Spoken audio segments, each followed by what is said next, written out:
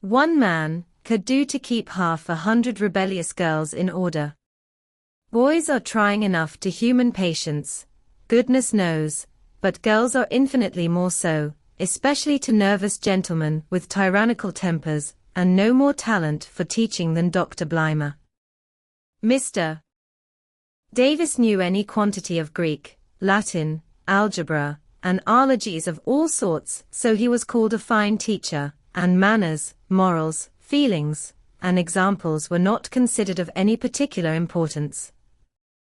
It was a most unfortunate moment for denouncing Amy, and Jenny knew it.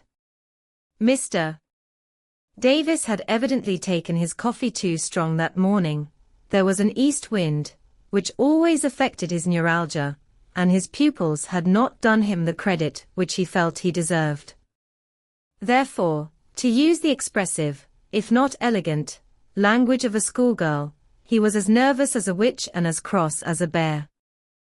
The word limes was like fire to powder, his yellow face flushed, and he rapped on his desk with an energy which made Jenny skip to her seat with unusual rapidity. Young ladies, attention, if you please. At the stern order the buzz ceased, and 50 pairs of blue, black, grey, and brown eyes were obediently fixed upon his awful countenance. Miss March, come to the desk.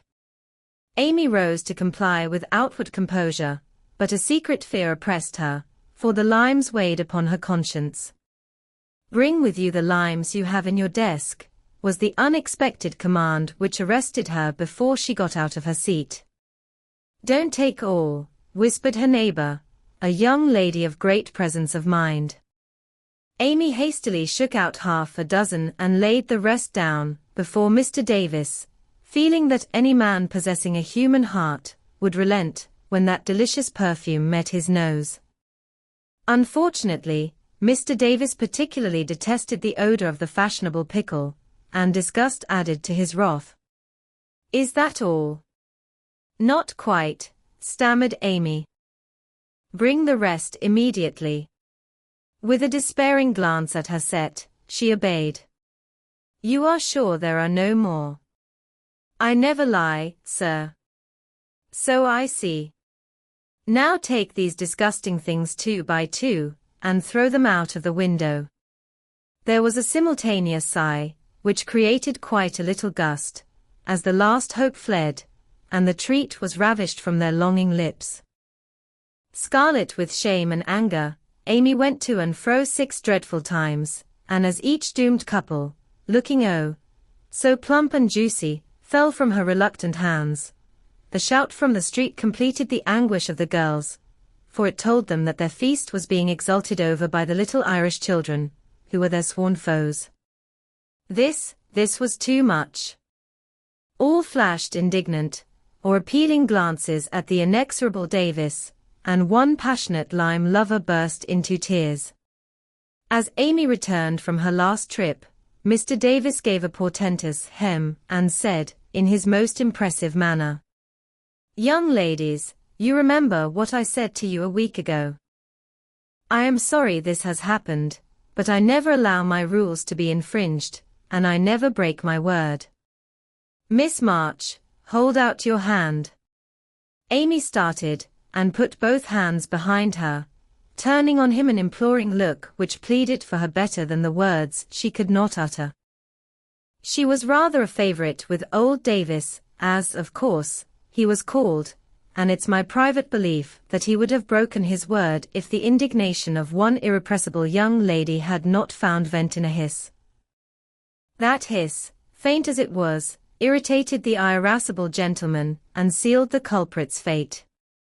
Your hand, Miss March, was the only answer her mute appeal received, and too proud to cry or beseech, Amy set her teeth, threw back her head defiantly, and bore without flinching several tingling blows on her little palm.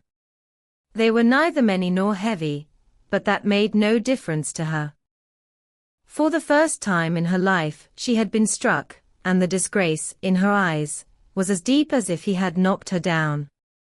You will now stand on the platform till recess, said Mr. Davis, resolved to do the thing thoroughly, since he had begun. That was dreadful.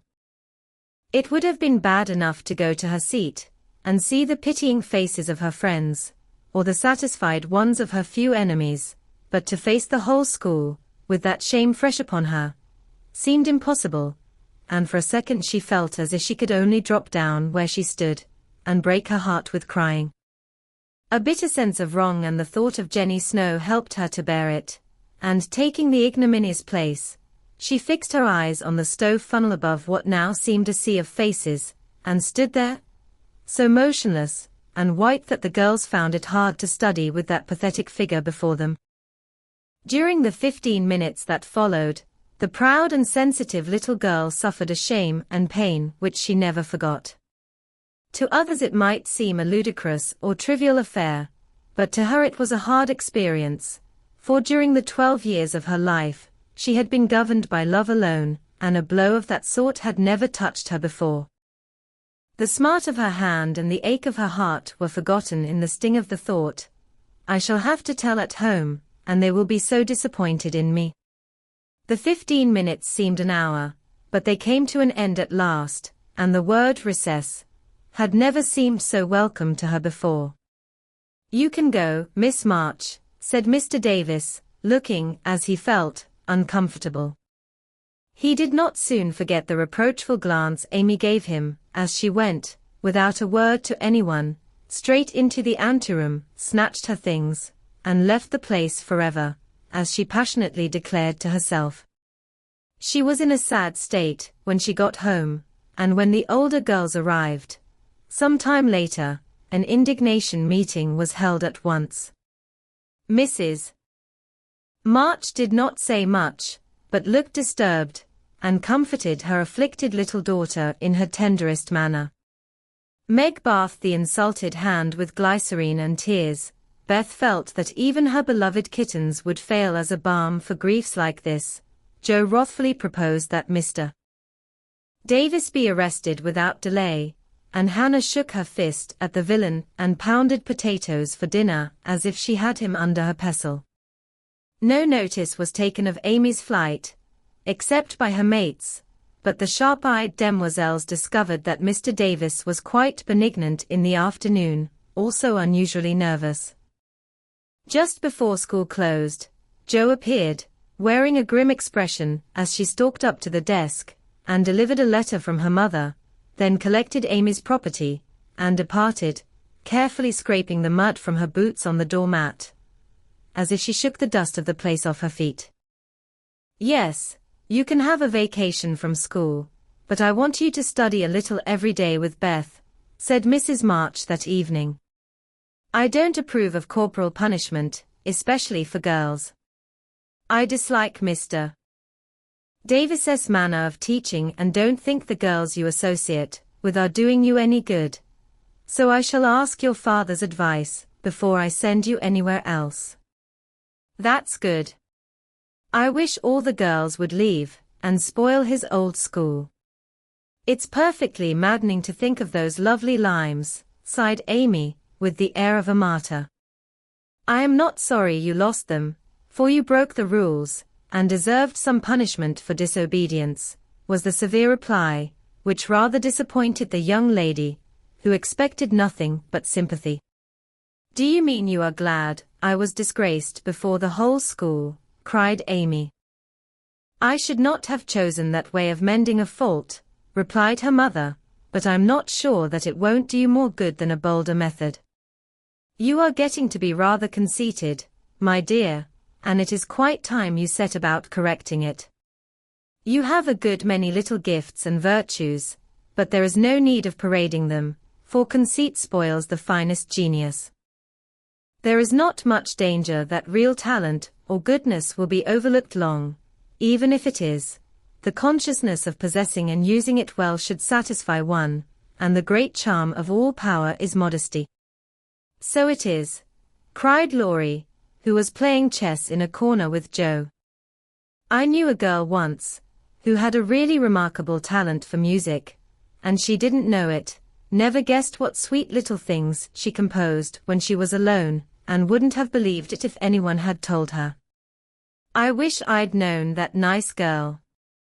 Maybe she would have helped me. I'm so stupid, said Beth, who stood beside him, listening eagerly. You do know her, and she helps you better than anyone else could, answered Laurie, looking at her with such mischievous meaning in his merry black eyes that Beth suddenly turned very red, and hid her face in the sofa cushion, quite overcome by such an unexpected discovery. Jo let Laurie win the game to pay for that praise of her Beth, who could not be prevailed upon to play for them after her compliment. So Laurie did his best, and sang delightfully, being in a particularly lively humor, for to the marches he seldom showed the moody side of his character. When he was gone, Amy, who had been pensive all evening, said suddenly, as if busy over some new idea, "Is Laurie an accomplished boy?" "Yes, he has had an excellent education, and has much talent. He will make a fine man, if not spoiled by petting," replied her mother. "And he isn't conceited, is he?" asked Amy. "Not in the least. That is why he is so charming and we all like him so much." "I see. It's nice to have accomplishments and be elegant, but not to show off or get perked up," said Amy thoughtfully. "These things are always seen and felt in a person's manner and conversations, if modestly used, but it is not necessary to display them," said Mrs. March. "Any more than it's proper to wear all your bonnets and gowns and ribbons at once, that folks may know you've got them," added Jo, and the lecture ended in a laugh. Chapter 8 Jo meets Apollyon girls. "Where are you going?" asked Amy, coming into their room one Saturday afternoon, and finding them getting ready to go out with an air of secrecy which excited her curiosity. "Never mind. Little girls shouldn't ask questions," returned Jo sharply. "Now if there is anything mortifying to our feelings when we are young, it is to be told that, and to be bidden to run away, dear, is still more trying to us." Amy bridled up at this insult, and determined to find out the secret, if she teased for an hour. Turning to Meg, who never refused her anything very long, she said coaxingly, "Do tell me. I should think you might let me go, too, for Beth is fussing over her piano, and I haven't got anything to do, and am so lonely." "I can't, dear, because you aren't invited," began Meg, but Jo broke in impatiently, "Now, Meg, be quiet, or you will spoil it all. You can't go, Amy, so don't be a baby and whine about it. You are going somewhere with Laurie, I know you are. You were whispering and laughing together on the sofa last night, and you stopped when I came in. Aren't you going with him?" "Yes, we are. Now do be still, and stop bothering." Amy held her tongue, but used her eyes, and saw Meg slip a fan into her pocket. I know. You're going to the theatre to see the Seven Castles," she cried, adding resolutely, "and I shall go, for Mother said I might see it, and I've got my rag money, and it was mean not to tell me in time." "Just listen to me a minute, and be a good child," said Meg soothingly. "Mother doesn't wish you to go this week, because your eyes are not well enough yet to bear the light of this fairy piece. Next week you can go with Beth and Hannah, and have a nice time.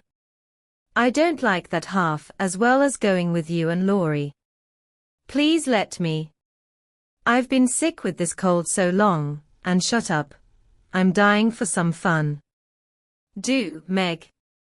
I'll be ever so good," pleaded Amy, looking as pathetic as she could. "Suppose we take her?" "I don't believe Mother would mind, if we bundle her up well," began Meg. "If she goes I shan't, and if I don't, Laurie won't like it, and it will be very rude, after he invited only us, to go and drag in Amy. I should think she'd hate to poke herself where she isn't wanted," said Jo crossly, for she disliked the trouble of overseeing a fidgety child when she wanted to enjoy herself. Her tone and manner angered Amy, who began to put her boots on, saying, in her most aggravating way, "I shall go. Meg says I may, and if I pay for myself, Laurie hasn't anything to do with it. You can't sit with us, for our seats are reserved, and you mustn't sit alone, so Laurie will give you his place, and that will spoil our pleasure. Or he'll get another seat for you, and that isn't proper when you weren't asked. You shan't stir a step, so you may just stay where you are," scolded Jo, crosser than ever, having just pricked her finger in her hurry. Sitting on the floor with one boot on, Amy began to cry and Meg to reason with her, when Laurie called from below, and the two girls hurried down, leaving their sister wailing. For now and then she forgot her grown-up ways and acted like a spoiled child. Just as the party was setting out, Amy called over the banisters in a threatening tone, "You'll be sorry for this, Jo March, see if you ain't." "Fiddlesticks," returned Jo, slamming the door. They had a charming time, for the 7 castles of the Diamond Lake was as brilliant and wonderful as heart could wish. But in spite of the comical red imps, sparkling elves, and the gorgeous princes and princesses, Jo's pleasure had a drop of bitterness in it. The Fairy Queen's yellow curls reminded her of Amy, and between the acts, she amused herself with wondering what her sister would do to make her sorry for it. She and Amy had had many lively skirmishes in the course of their lives, for both had quick tempers, and were apt to be violent when fairly roused. Amy teased Jo, and Jo irritated Amy, and semi-occasional explosions occurred, of which both were much ashamed afterward. Although the oldest, Jo had the least self-control, and had hard times trying to curb the fiery spirit, which was continually getting her into trouble. Her anger never lasted long, and having humbly confessed her fault, she sincerely repented and tried to do better. Her sisters used to say that they rather liked to get Jo into a fury, because she was such an angel afterward. Poor Jo tried desperately to be good, but her bosom enemy was always ready to flame up and defeat her, and it took years of patient effort to subdue it. When they got home, they found Amy reading in the parlor. She assumed an injured air as they came in, never lifted her eyes from her book, or asked a single question. Perhaps curiosity might have conquered resentment, if Beth had not been there to inquire and receive a glowing description of the play. On going up to put away her best hat, Jo's first look was toward the bureau, for in their last quarrel Amy had soothed her feelings by turning Jo's top drawer upside down on the floor. Everything was in its place, however, and after a hasty glance into her various closets, bags, and boxes, Jo decided that Amy had forgiven and forgotten her wrongs. There Jo was mistaken, for next day she made a discovery which produced a tempest. Meg, Beth, and Amy were sitting together, late in the afternoon, when Jo burst into the room, looking excited and demanding breathlessly, "Has anyone taken my book?" Meg and Beth said, "No" at once, and looked surprised. Amy poked the fire and said nothing. Jo saw her color rise, and was down upon her in a minute. "Amy, you've got it." "No, I haven't." "You know where it is, then." "No, I don't." "That's a fib," cried Jo, taking her by the shoulders, and looking fierce enough to frighten a much braver child than Amy. "It isn't.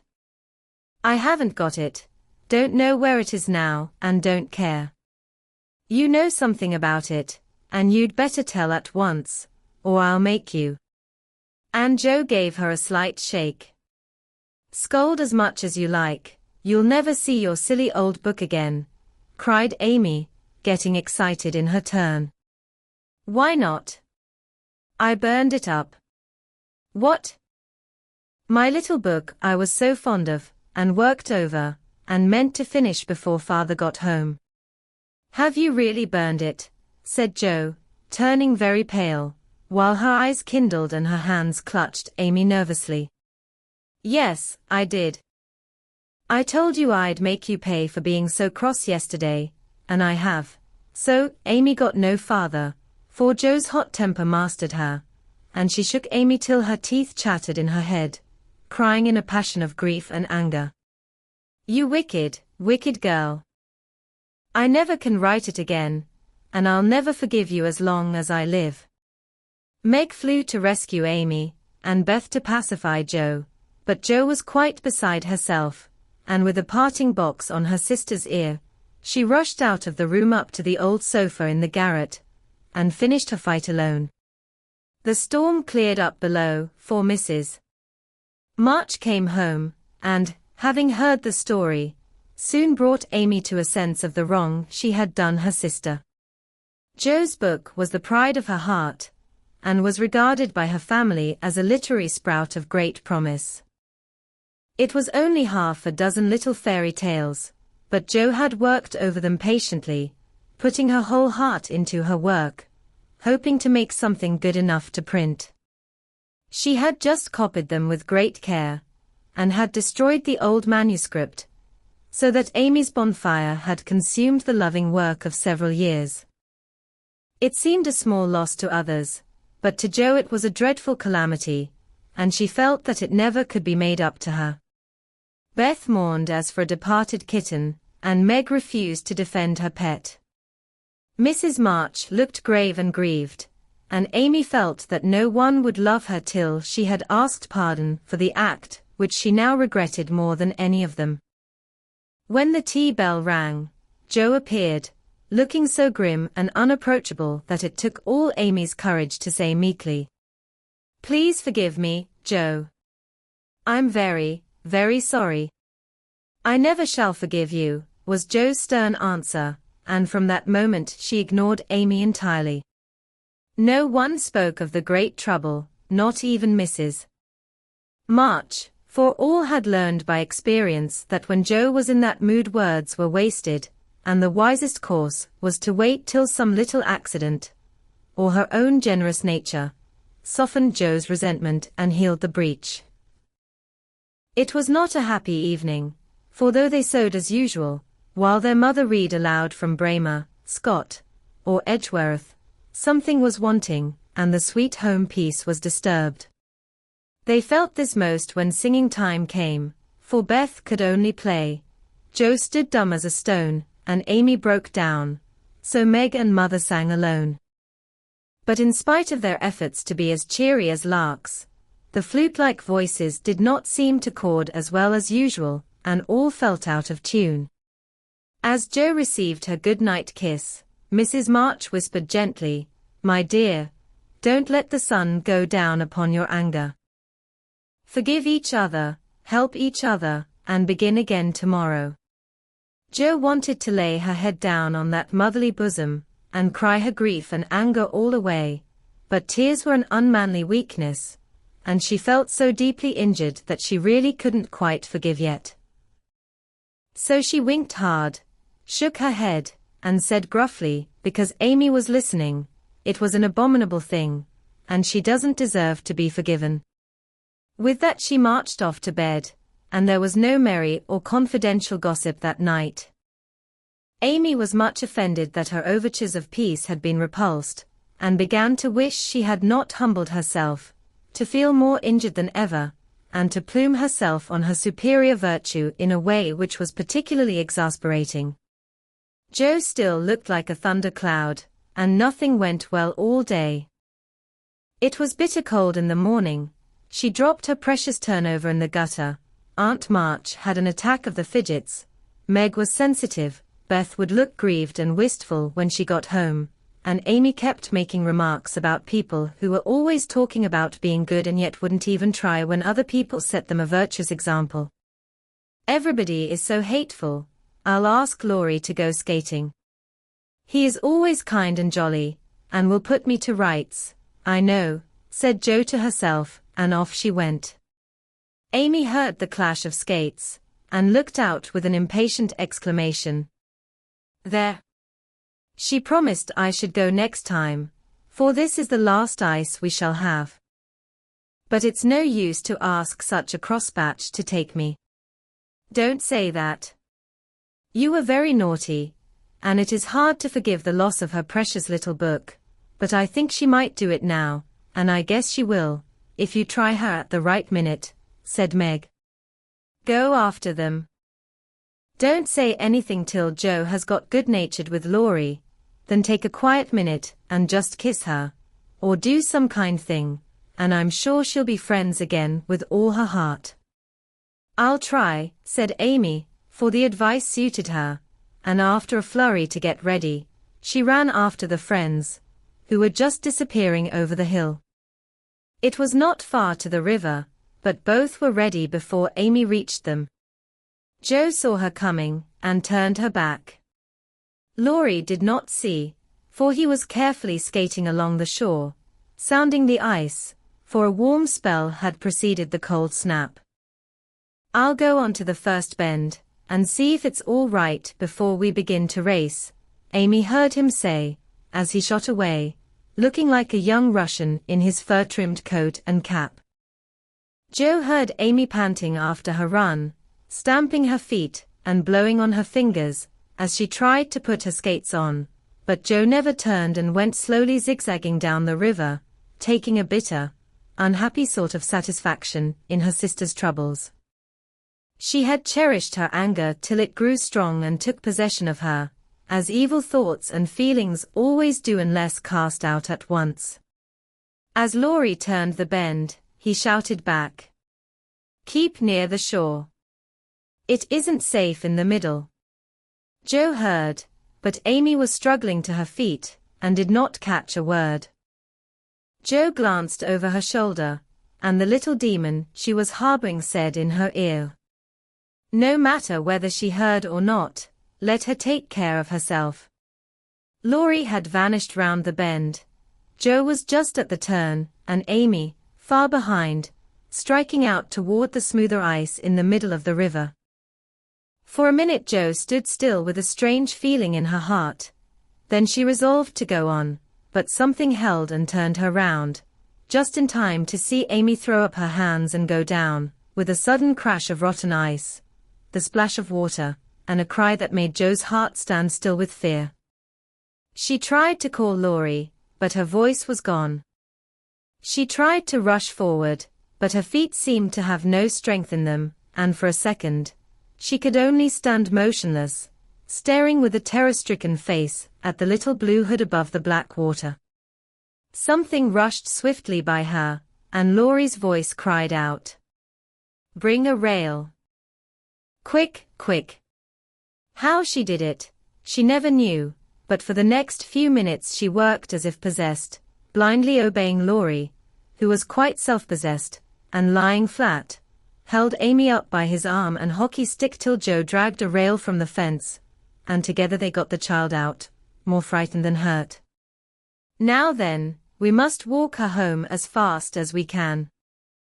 Pile our things on her, while I get off these confounded skates," cried Laurie, wrapping his coat round Amy, and tugging away at the straps which never seemed so intricate before. Shivering, dripping, and crying, they got Amy home, and after an exciting time of it, she fell asleep, rolled in blankets before a hot fire. During the bustle Joe had scarcely spoken, but flown about, looking pale and wild, with her things half off, her dress torn, and her hands cut and bruised by ice and rails and refractory buckles. When Amy was comfortably asleep, the house quiet, and Mrs. March sitting by the bed, she called Joe to her and began to bind up the hurt hands. "Are you sure she is safe?" whispered Joe, looking remorsefully at the golden head, which might have been swept away from her sight forever under the treacherous ice. "Quite safe, dear.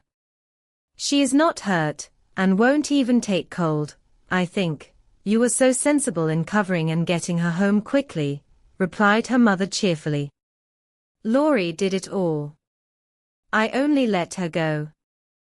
Mother, if she should die, it would be my fault." And Joe dropped down beside the bed in a passion of penitent tears, telling all that had happened, bitterly condemning her hardness of heart, and sobbing out her gratitude for being spared the heavy punishment which might have come upon her. It's my dreadful temper. I try to cure it. I think I have, and then it breaks out worse than ever. Oh, mother, what shall I do? What shall I do? Cried poor Jo, in despair. Watch and pray, dear, never get tired of trying, and never think it is impossible to conquer your fault, said Mrs. March, drawing the blousy head to her shoulder and kissing the wet cheek so tenderly that Jo cried even harder. You don't know, you can't guess how bad it is. It seems as if I could do anything when I'm in a passion. I get so savage. I could hurt anyone and enjoy it. I'm afraid I shall do something dreadful some day, and spoil my life, and make everybody hate me. Oh, mother, help me, do help me. I will, my child, I will. Don't cry so bitterly, but remember this day, and resolve with all your soul that you will never know another like it. Jo, dear, we all have our temptations, some far greater than yours, and it often takes us all our lives to conquer them. You think your temper is the worst in the world, but mine used to be just like it. Yours, mother. Why, you are never angry. And for the moment Jo forgot remorse in surprise. I've been trying to cure it for 40 years, and have only succeeded in controlling it. I am angry nearly every day of my life, Jo, but I have learned not to show it, and I still hope to learn not to feel it, though it may take me another 40 years to do so. The patience and the humility of the face she loved so well was a better lesson to Jo than the wisest lecture, the sharpest reproof. She felt comforted at once by the sympathy and confidence given her. The knowledge that her mother had a fault like hers, and tried to mend it, made her own easier to bear and strengthened her resolution to cure it, though 40 years seemed rather a long time to watch and pray to a girl of 15. Mother, are you angry when you fold your lips tight together and go out of the room sometimes, when Aunt March scolds, or people worry you? Asked Jo, feeling nearer and dearer to her mother than ever before. Yes, I've learned to check the hasty words that rise to my lips, and when I feel that they mean to break out against my will, I just go away for a minute, and give myself a little shake for being so.